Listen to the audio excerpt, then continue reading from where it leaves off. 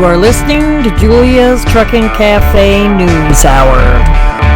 Welcome to Julia's Trucking Cafe Trucking News Hour. As you can see, that was my trucking assistant there going up to the loft.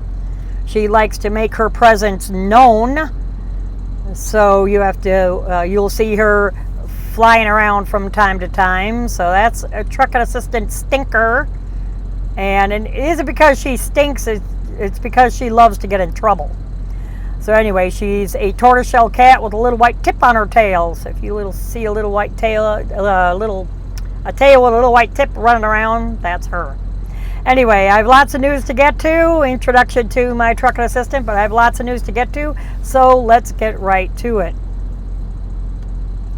Pennsylvania Turnpike is to lay off 500 workers as tolling system goes cashless for good. The Pennsylvania Turnpike announced a massive layoff of toll collectors due to a movement to permanent cashless tolling system. On June 2nd, the PA Turnpike Commission unanimously voted to lay off 500 employees due to impacts of the coronavirus, according to a news release. The workers were informed of the layoffs earlier in the day. Layoffs are expected to begin the middle of June. Quote, "This is a painful day for all of us at the commission," end quote, said the PA Turnpike Commissioner. Quote, "I want to thank these men and women for their dedication and hard work over the years. I assure them we will continue to assist them during this transition. The layoffs come as the PA Turnpike Commission elected to make all electronic tolling system instituted on March 16th permanent due to ongoing concerns of the virus. The PA Turnpike Commission says there will be no return to cashless tolling moving forward. Drivers without Easy Pass will be issued a PA Turnpike toll by plate invoice via the mail. Compton said that the virus had cut traffic on the PA Turnpike by 50% since March compared to 2019. He also noted that toll revenue fell more than $100 million for the fiscal year ending in May.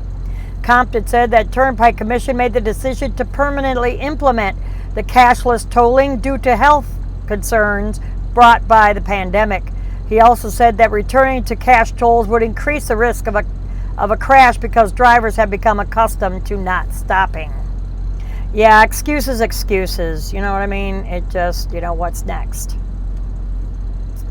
And troopers called reports of bricks being thrown at semi-trucks on Interstate 78 untrue. Now I want to call your attention to this message. It's reading, urgent warning. In Allentown Interstate 78, there are protesters throwing bricks off of the overpasses onto truck drivers' trucks. This is an accident right now. There's an accident right now where a truck from another company has been badly damaged. Please stay safe. I'm wondering if the person that didn't post this on social media, this is just me wondering, didn't type this out and send it to themselves to make it look like it was from their company. Number one, anybody in any kind of a company knows how to spell, okay? Interstate, not Interstate 78, or they would have put I-78. And then truck drivers' trucks? How about throwing bricks off the overpasses onto trucks? So I'm just curious if this person just didn't send it to themselves. But let's see what the article has to say. Pennsylvania State Police have responded to multiple social media reports about truck drivers being attacked with bricks and rocks from overpasses. Several social media users reported that bricks were being thrown from overpasses as semi-truck traveling on Interstate 78 in Allentown. The Salisbury Police Department even issued a public statement warning on Tuesday night that warns drivers to use caution on Interstate 78 after they received reports of rocks being thrown at vehicles between South Cedar Crest Boulevard and Lehigh Street. On Wednesday morning, Pennsylvania State Police responded to rock brick throwing reports and said they were unfounded. Just before 7 a.m., state troopers wrote, last night's rumors started in social media of rocks being thrown from overpasses onto Interstate 78, which were untrue. Troopers continue to proactively patrol the interstate for any unsafe acts, unquote. As civil unrest has spread nationwide in the wake of the death of George Floyd and riots, truckers are increasingly on edge as they once again placing themselves in harm's way to deliver necessary goods to Americans. And a spotter in our next story pleads guilty in a scheme to stage semi-truck crashes in New Orleans. This was reported June 3rd. Federal authorities say that a man has pled guilty to charges related to a major scheme to defraud trucking and insurance companies by staging crashes with semi-trucks. On May 28th, 48-year-old Mario Solomon pled guilty to a charge of conspiracy to commit wire fraud, according to the U.S. Attorney's Office in Eastern District of Louisiana.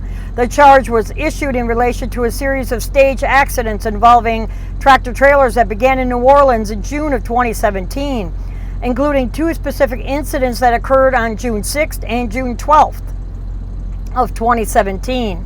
Federal authorities say that Solomon admitted to acting as a spotter who would follow the car causing the manufactured crash with a semi-truck, then act as a witness to the crash when police arrived to take an accident report.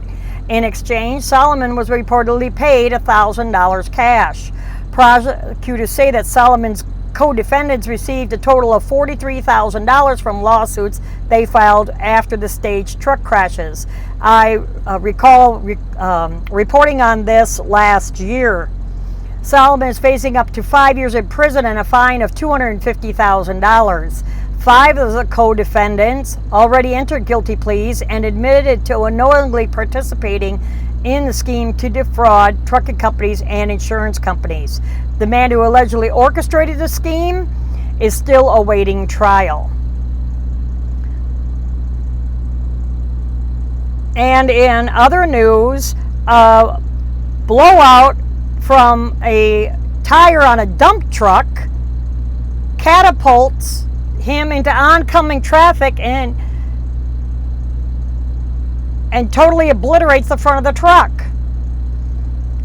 In the video,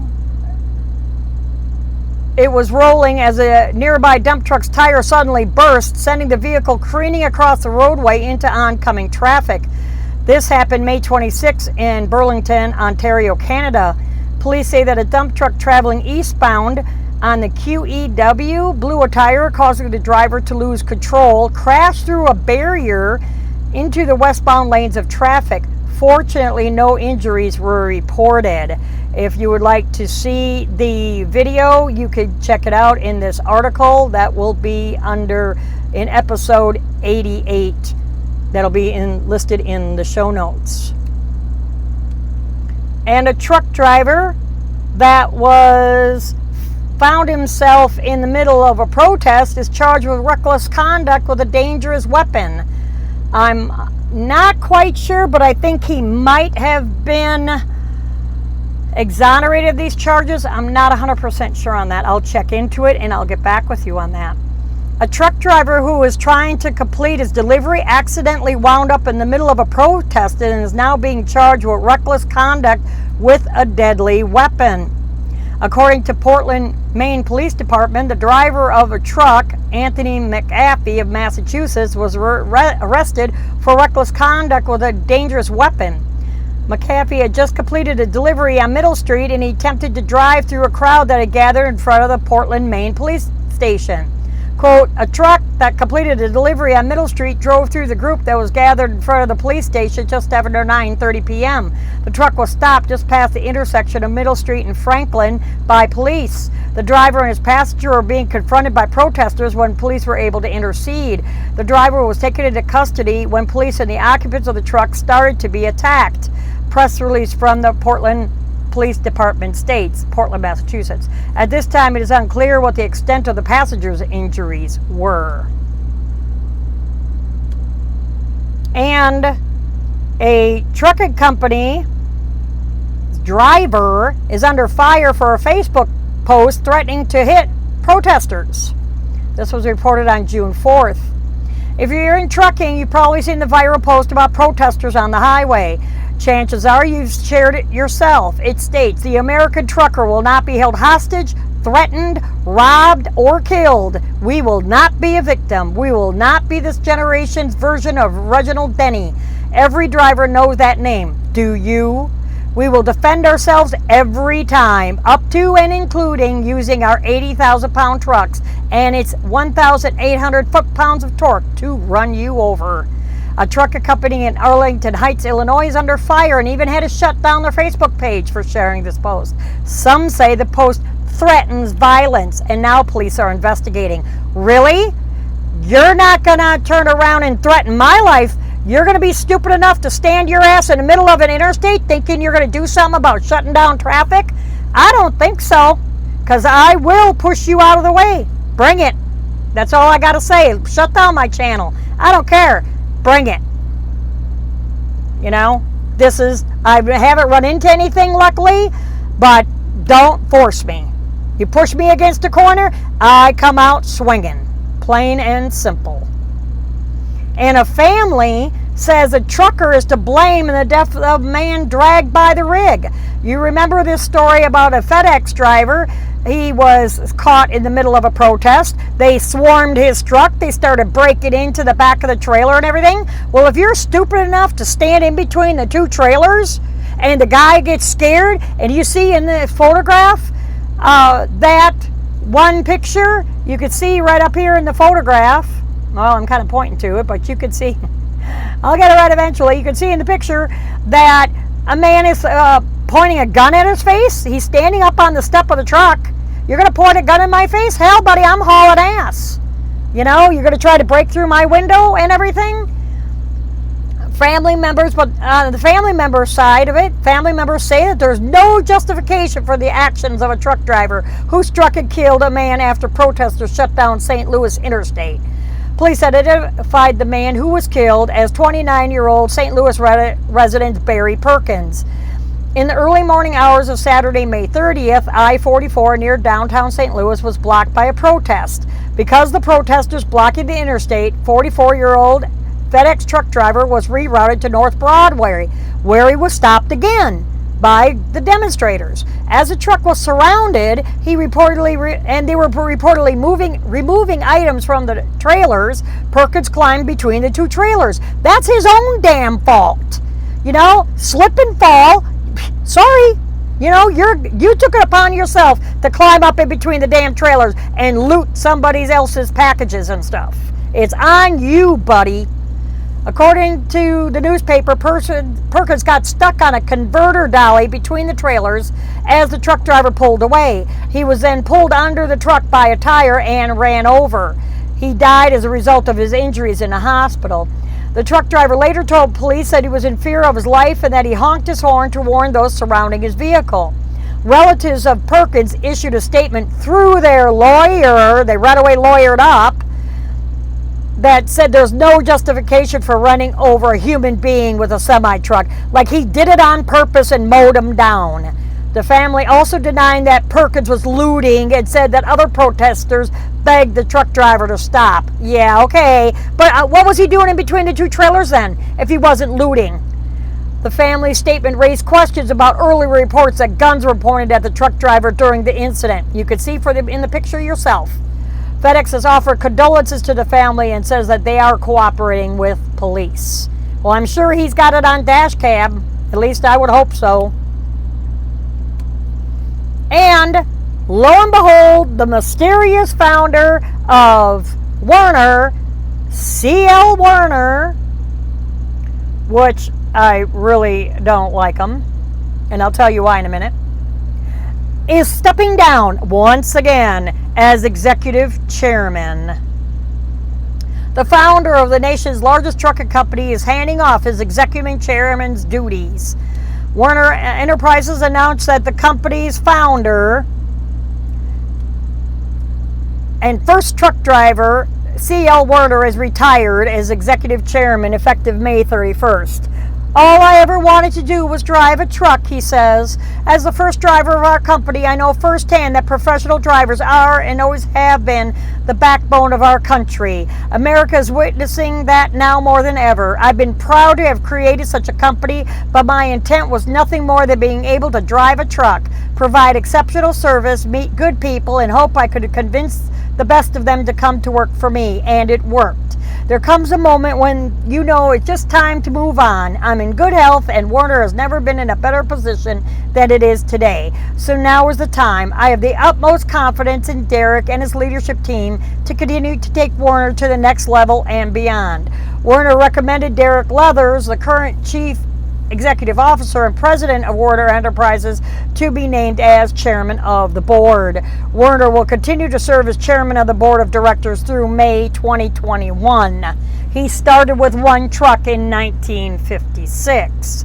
The reason why I don't like Mr. Werner is because back in the early days in 2000s, Mr. Werner had a whole bunch of, let's just say, violations with DOT. And the only way he could get out of violations with DOT is to start what we know as a satellite tracking system, or OmniTracks, paperless logs, the ELDs, whatever the heck you want to call them. This man right here is the one that started it all. So thank you, Mr. Werner. Yeah, you need to retire and you need to go fishing or do something, okay? I'm sorry. And 3 existing truck stops will be turned into Truck Stops of America, which, in other words, they're buying them out. Travel Centers of America announced that 3 truck stops will reopen as TA locations during the month of June. As a part of a larger shift in strategy towards franchising in order to rapidly grow the brand, trying to keep up with Love's, they'll open 3 travel centers in as many weeks. On June 2nd, TA Express location that was formerly a coffee cup opened in Vermilion, South Dakota. June 10th, TA Express location was formerly Gateway of Nacogdoches, spit that out, will open in Texas. And June 17th, a Shutter Truck Stop 75 will open in Lake City, Florida. They're, quote, expanding our travel center network through partnerships with existing facilities is a key part of our growth. They just bought them out. That's all it was to it. They just bought them out. My hair does not want to do nothing on this video, so sorry I'm futzing with it. And they're just trying to keep up with Love's, because guess what? Love's opened up another new location in Kentucky. And I go to a Love's any doggone day of the week. This one is opened up in Oak Grove, Kentucky, and off of Interstate 24. The newest location features 101 parking spots, 8 diesel bays, and 2, not 1, but 2 dog parks. And they're excited to open up their 12th location in Kentucky, says Tom Love, the founder of Love's.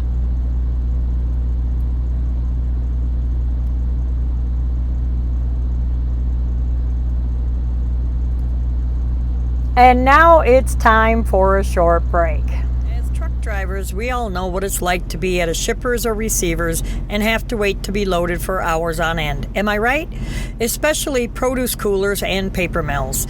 That's why you need to be prepared with extra food in your truck. My Patriot Supply helps you stay prepared. Now, it's not what you may be thinking. My Patriot Supply is delicious emergency food. They have food kits that are good up to 25 years, and they come in a slim light tote that you can easily store in your food pantry or under your bunk. I could speak from experience after living through Hurricane Katrina. We were without power for 10 days, my mother, my son, and I. And if it weren't for the MREs that were flown into us, we wouldn't have had any food. 4 60-foot pine trees broke in half during that storm and landed across my driveway, landlocking me in, so I couldn't get out for food. And there were 4-mile gas lines then. That's when My Patriot Supply emergency food would have come in real handy. If I knew then what I know now about My Patriot Supply, I would have definitely had some of this food stockpiled in my pantry. Now, for limited time, you could get a 1-week food supply in a handy and neat looking ammo can. And they even offer gluten-free food for just under $100. All you have to do to get yours today is go to my website at juliastrucketcafe.com, go along the toolbar, and you'll see the emergency food supply tab.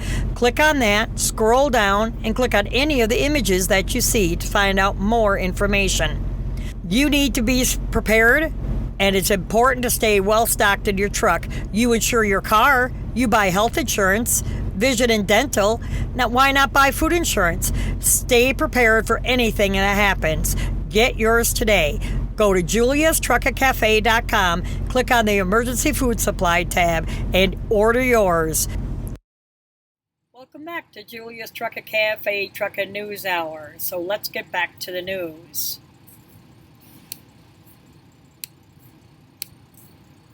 In our top story, FBI finds a stockpile of explosives at a home of a truck driver that's slain in the New York rampage.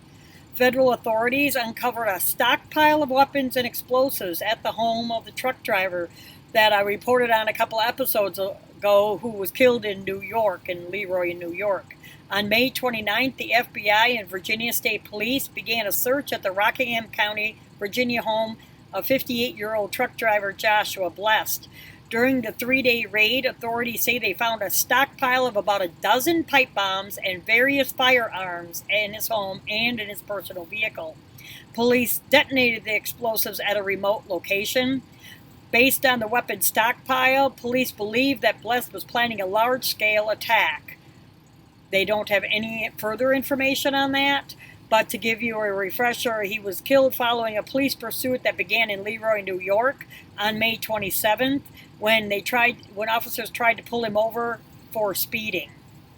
And they led him on a high-speed chase. And in other news, fire breaks out after a semi struck the fuel pumps at a gas station. Things got pretty heated in Iowa on Friday, June 5th, when a semi-truck caught fire at a gas station.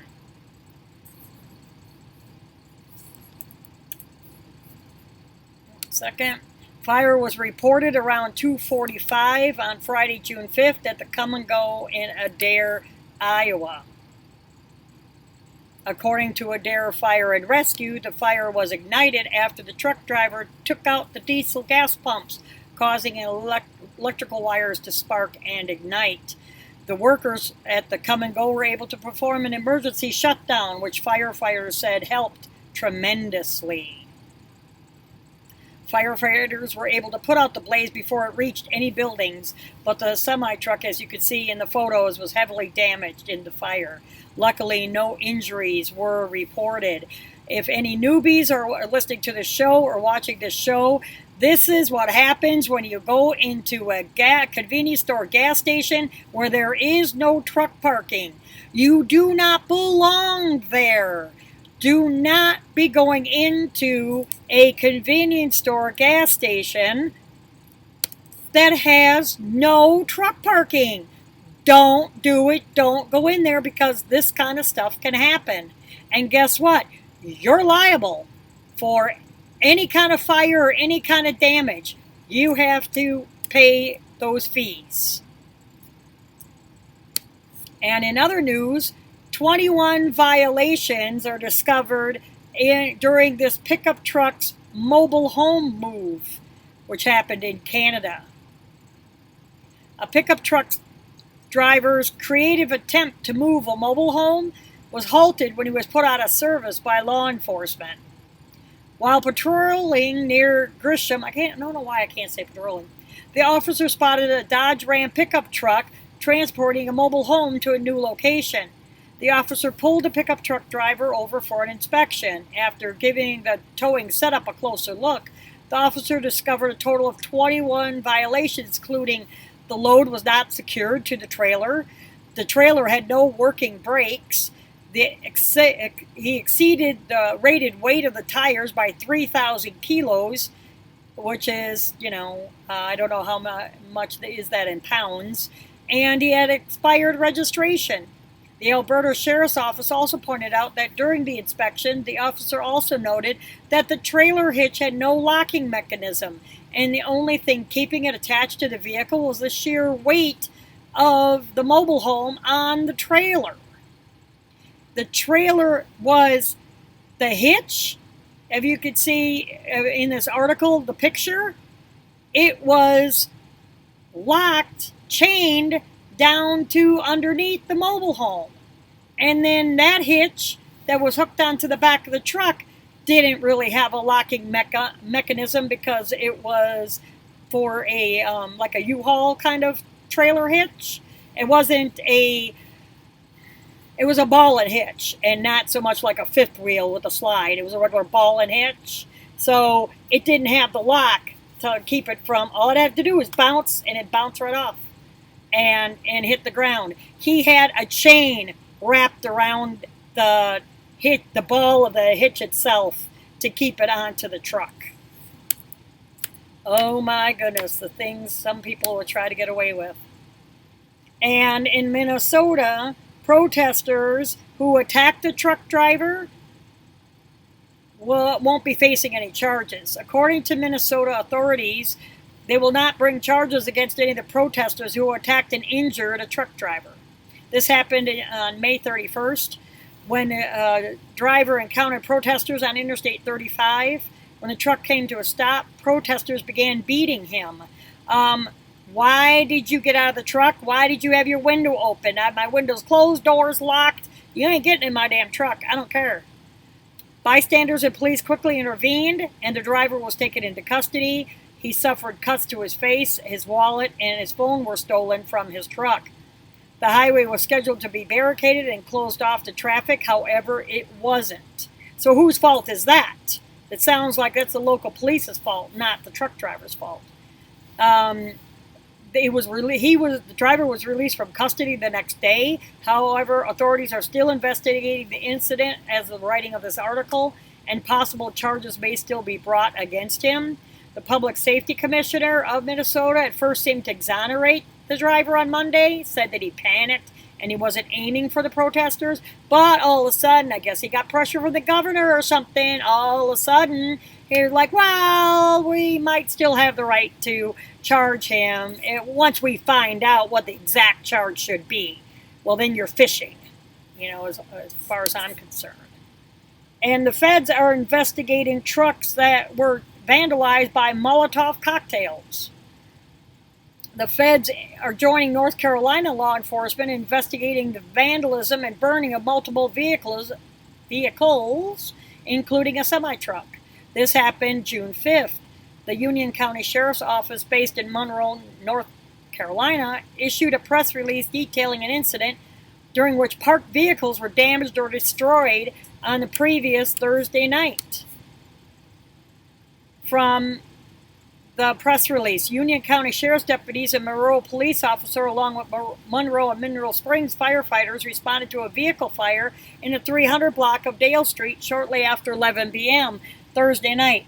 Upon arrival, emergency personnel discovered that 3 vehicles, including a Lexus, a Ford F-350 dually pickup truck, and that was attached to a flatbed trailer, and a semi-truck, had been burned and vandalized.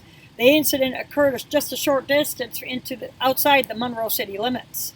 Officers observed that BLM and Black Lives Matter have been spray painted in various places on the exterior of the vehicles, as well as on the attached trailers. In addition, officers discovered a similar spray paintings on the side of the former Food Lion building nearby. The ATF and explosives responded to the scene and determined that the vehicles were intentionally burned using bottles filled with flammable liquids, commonly referred to as Molotov cocktails.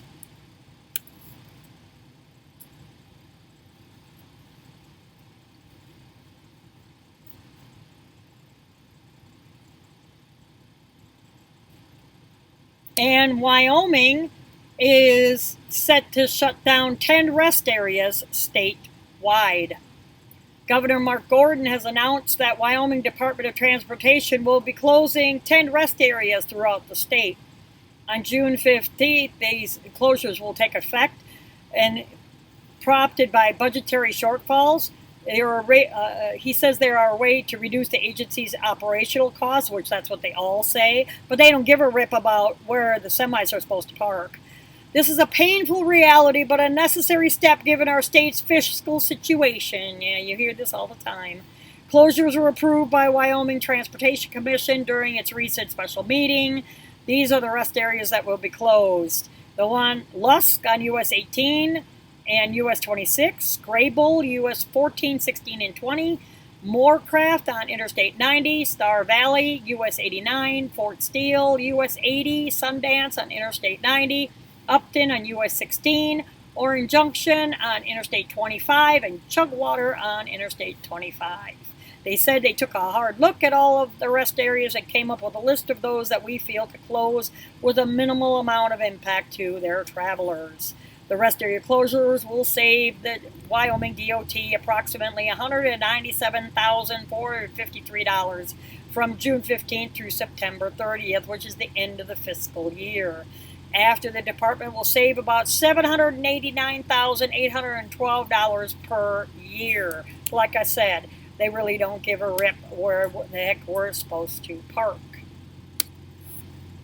And in other news, a driver is accused of smuggling 58 immigrants, illegals, to pay off a $300 debt. It takes all kinds, I'm telling you.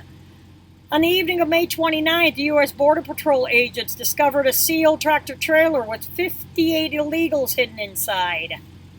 According to a news release, a red Volvo tractor-trailer and its contents were discovered during an inspection at a checkpoint at mile marker 29 of Interstate 35, just north of Laredo, Texas.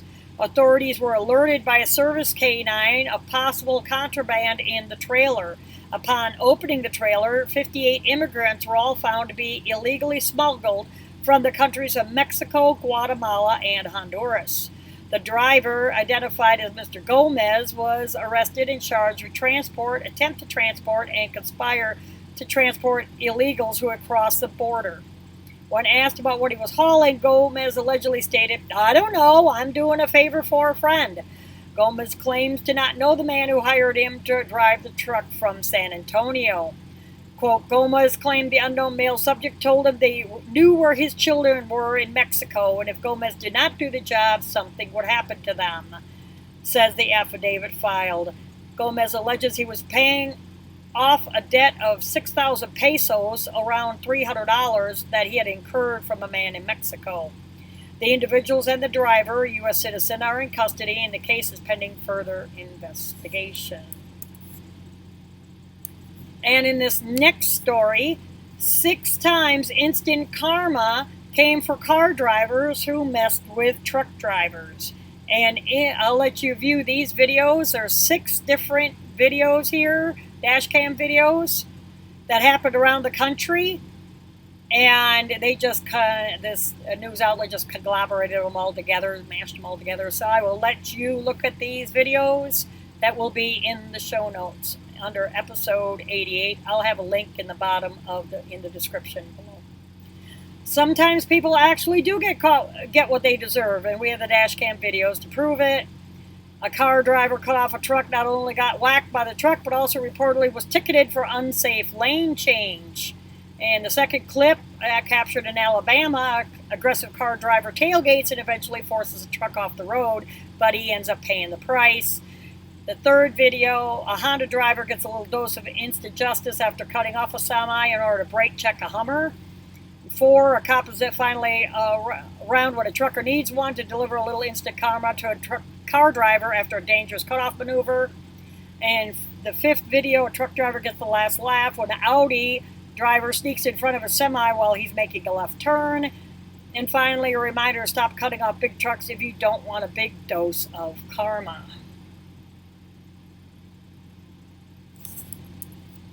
And in other news, another trucking company shuts its doors due to this virus.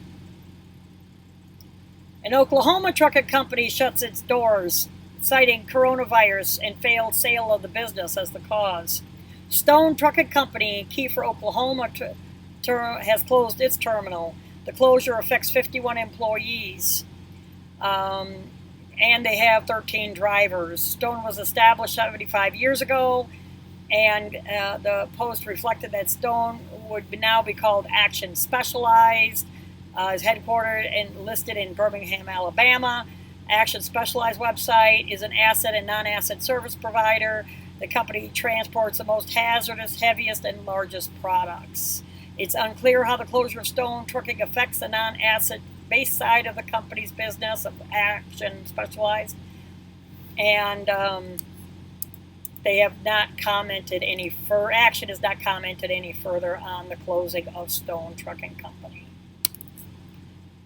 And in Chicago, a truck driver is accused of attacking environmental protesters.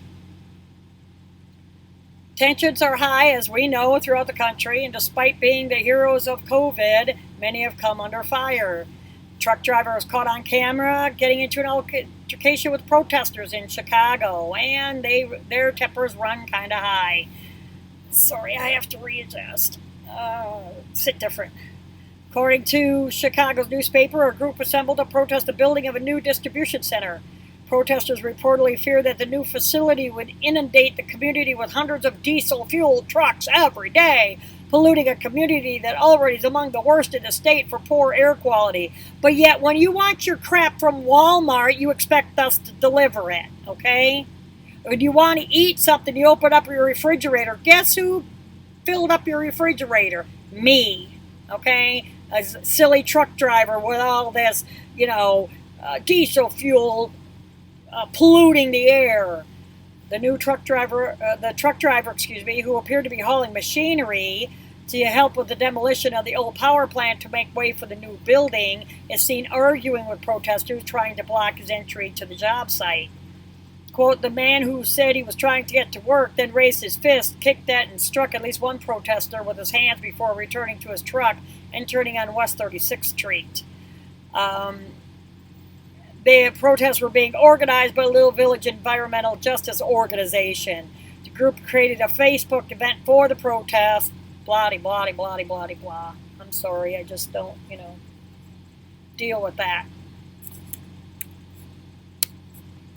And as we know, violence is making highways more dangerous for truckers. These concealed carry bills could help. I don't think so. I don't condone this at all. I am just reporting the news. Truckers are encountering increasing violence brought about by historical civil unrest. I haven't. The need for new concealed carry reciprocity laws has never been more evident. Recent weeks, the trucking community has been horrified by story after story of the widespread violence that drivers are facing as they try to do their jobs. Are we all horrified about this? Really? Another day in the life. As protests over the police involve the death of George Floyd, it's gone far above. It has gone above and beyond all that. It stretched into the third week as the writing of the story. Many truckers understand we are on an edge.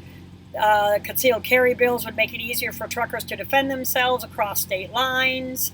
H.R. House of Representative 38, Senate 69 were introduced in January 2019 and remain pending. You can read the rest of this article for yourself. Like I said, I don't condone carrying at all. I've never had a problem in 30-some years of being out here, so I don't condone carrying a firearm in your truck at all. In other news, trucks vandalized by an angry protester. While the protests around Monroe, Louisiana remained peaceful, one angry protester took out his frustrations on two trucks. William Adkins, owner of T-Rex Trucking, he owns 3 trucks and leased them on with a family business. He started 50 years ago. Said that in 2005, 379 Peterbilt was parked in Ola, Louisiana. The lot was well lit and had surveillance, and another truck was also parked on the lot. He said it was quite a shock. You see stuff like this happening, but it's never here in my backyard. It's always somewhere else. He said that his driver loves his truck. He puts a lot of work into it, and he washes it and polishes it. Atkins said that the driver takes a lot of pride in the truck, adding that a new set of fenders had been added just 3 days before the vandalism. I mean, we're talking black spray paint on a rust orange truck and a tank and everything else. It says F Donald Trump on a chrome tank with black spray paint. And I'm like, really? How childish can you be? He said they never put political stickers on trucks. I never let his drivers add any political stickers. Thanks to video surveillance, police have identified the suspect. Atkins said you could see the vandal empty his can of paint on his truck. Then next he moved to the other truck on the lot. He was out of paint, so he rummaged through the truck and stole more money, and then he emptied the fire extinguisher inside the cab. So, I mean, talk about acting like an insane child. And in some sad news, I am a definite horse lover. And it's sad when I have to report on an incident where 10 racehorses perished in a truck crash on the New Jersey Turnpike. These horses are worth tens of thousands of dollars. New Jersey State Police are investigating a crash that claimed the lives of 9 racehorses. Not several, 9. Troopers say that a truck hauling 10 racehorses northbound on the turnpike struck a concrete divider at 3 a.m. in the morning. The truck and the horse trailer were soon fully engulfed in flames. The truck and passenger were taken to the hospital with minor injuries. 9 racehorses died from injuries sustained in the fire. The 10th had to be euthanized. One of the horses that perished was sired by the 2015 Triple Crown winner American Pharoah. Another horse was sired by Tonalist, who won the 2014 Belmont Stakes. We're talking tens of thousands of dollars for these horses, as I mentioned. The crash still remains under investigation. And a truck driver trying to avoid an accident in Louisiana goes over the edge of the inner I-10 bridge. A truck driver went over the side of the I-10 bridge into the Pascagoula River and has been confirmed dead. I'm sorry, this happened in Mississippi, my bad. Louisiana, not Louisiana.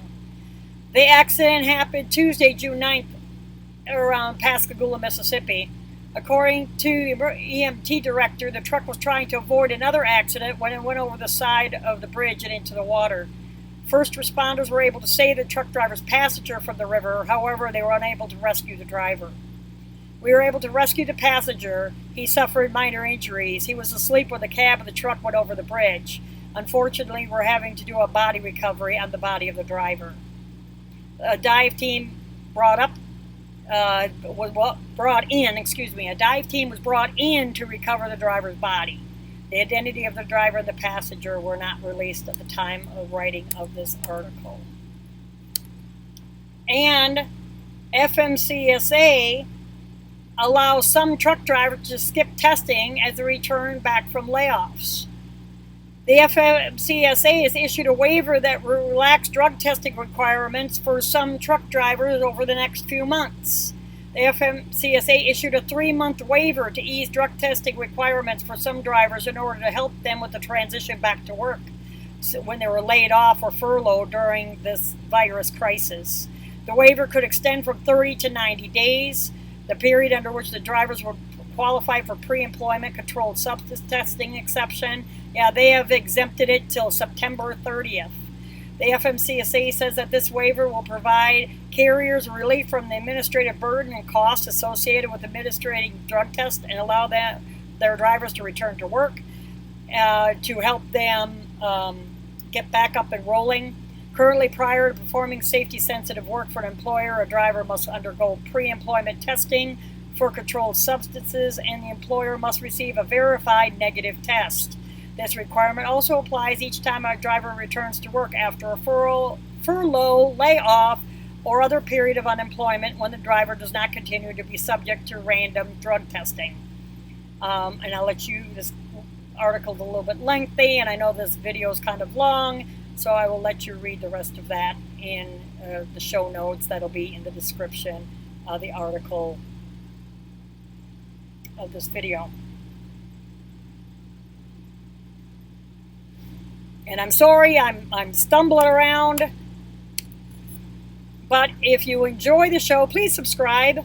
Hit the subscribe button below. If you enjoy the show and would like to support me, the links to do so are in the description. You can either make a monthly support or a one-time donation. I would greatly appreciate it. I greatly, greatly appreciate all of you who watch and tune in each and every week as I try to struggle to get these videos out. If you'd like to check it out at the bottom of every episode, on the website at juliastrucketcafe.com. I have links to all the podcasts, the audio, if you want to listen to it while you're driving or something like that, give you something to do. I'm on iHeartRadio. I'm on BitChute. I'm also on Spotify, Spreaker, Facebook page. Please join our Facebook page. Also, join our discussion group at Julia's Trucket Cafe Regulars. On the website, I have also a page of cooking in your truck. I just have a few videos on there right now, and I'm sharing recipes. Please subscribe to our email list, and I will email you all of the show notes right to your inbox. This way you don't have to keep coming back to the website to find the articles that I reference in the show. And in the future, I'm going to be having new things coming out. I have something new coming in July. So here shortly, I will be making that announcement. If you're on the email list, you will have priority in getting what's going on. And before I forget, please feel free to leave a comment on any of the bottom of any episode. And please give me a thumbs up on this episode. Like I said, I know I stumble and stutter. I'm a truck driver. I'm not some video personality, some little chickie that works for a company that has this camera crew following her around. Yeah, I've seen that little blonde chickie on YouTube already. And no, I'm a trucking granny that's trying to share the news and teach people stuff of what's going on out here in the trucker community. As you can see, there's a lot of news going on. This video may be an hour's worth. So there's a lot of news going on. I never was one for the news. I just wanted to drive. Just give me my load and drive and leave me alone. But now I'm becoming involved. As you get older, you want to become involved if you really care about this industry. I've been out here doing this 32 years, and I see what's going on, and it's crazy out here what's going on. So thank you so much for tuning in, and until next time.